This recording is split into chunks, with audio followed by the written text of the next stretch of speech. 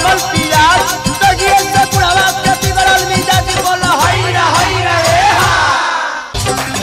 होली है होली है होली है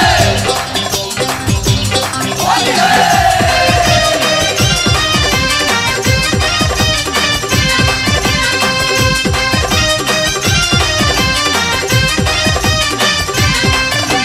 जहिया से ले गईले जीजा जी बैगनवा के खेत में जहिया से ले गईले जीजा जी बैगनवा के खेत में जहिया से ले गईले जीजा जी बैगनवा के खेत में जहिया से ले गईले जीजा जी बैगनवा के खेत में तहिए से उठल दरदिया रे सखिया हमरा पेट में तहिए से उठल दरदिया रे सखिया हमरा पेट में तहिए से उठल दरदिया रे सखिया हमरा पेट में तहिए से उठल दरदिया रे सखिया हमरा पेट में जहिया से ले गईले जीजा जी बैगनवा के खेत में जहिया से ले गईले जीजा जी बैगनवा के खेत में जहिया से ले गईले जीजा जी बैगनवा के खेत में जहिया से ले गईले जीजा जी बैगनवा के खेत में।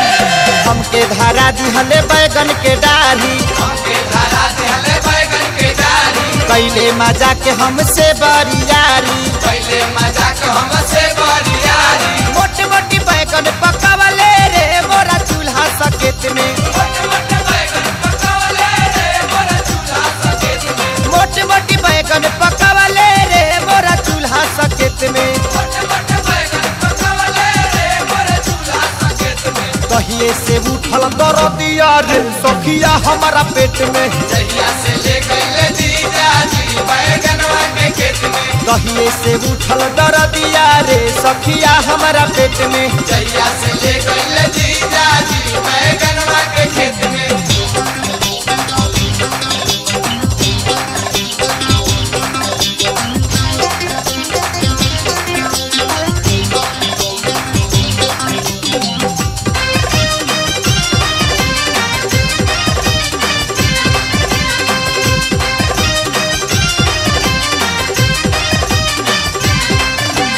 कहले पोल्हा के कि चला घुमा दी कहले बोला के चला घुमा दी खेत खरिहानी के हवा खिया दी खेत खरिहानी के हवा खिया दी ना जना निकल छल रखले हो जी जाय अपना नेत में नाजर निकल छल रखले हो जीजा अपना नेत में ना जना निकल छल रखले हो जी जाय अपना नेत में नाजर निकल छल रखले हो जीजा अपना नेत में कहिए से उठल दरदिया रे सखिया हमारा पेट में जहिया से ले गईले जीजा जी बैगनवा के खेत में कहिए से उठल दरदिया रे सखिया हमारा पेट में जहिया से ले गईले जीजा जी बैगनवा के खेत में।